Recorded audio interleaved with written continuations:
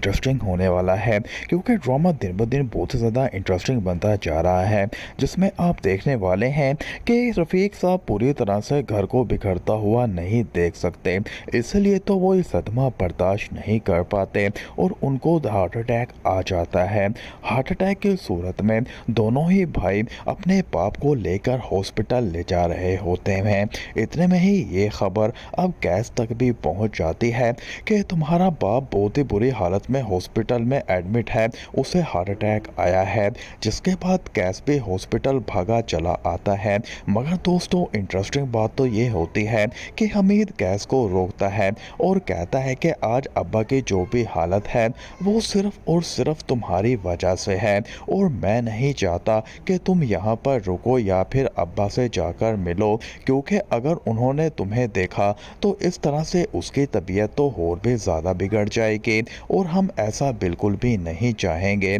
ये सुनकर कैस काफ़ी ज़्यादा परेशान हो जाता है और अब वो यही सोचता है कि ये सब कुछ भी जो उसके बाप की हालत हुई है उसका जिम्मेदार सिर्फ और सिर्फ कैस है, जबकि कैस को ये नहीं पता कि उसके बाप की असल वजह जो हालत ये हुई है वो हमीद और मजीद दोनों की वजह से हुई है, क्योंकि इन दोनों के घर में लड़ाई की वजह से रफ़ीक साहब ये सदमा बर्दाश्त नहीं कर पाए। मगर इतने ही अंदर से डॉक्टर आता है और कहता है कि अंदर मरीज कैस को बुला रहा है। जिसके बाद कैस भागा चला अपने बाप के पास जाता है और कहता है बाबा आपके ये हालत कैसे हुई, जिस पर रफ़ीक साहब कहता है कि मैंने इतने सालों से इस घर को जोड़ कर रखा है, इसलिए प्लीज़ इस घर को ना बिगड़ने दो और तुम भी घर वापस आ जाओ और सारा घर फिर से पहले की तरह ही रहेगा। जिसके बाद कैस परेशानी की हालत में घर पर जाता है और सोचता है कि आखिर वो अब क्या करे,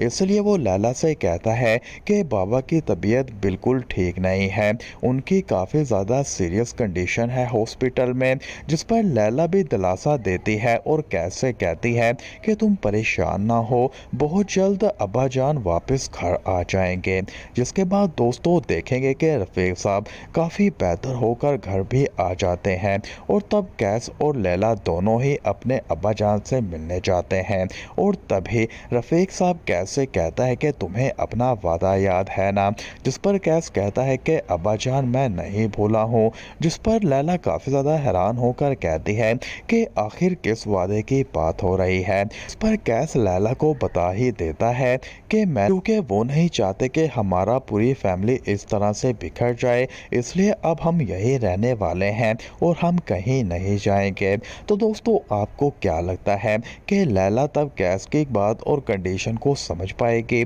अपनी राय हमें कमेंट बॉक्स में लाजमी बता दें।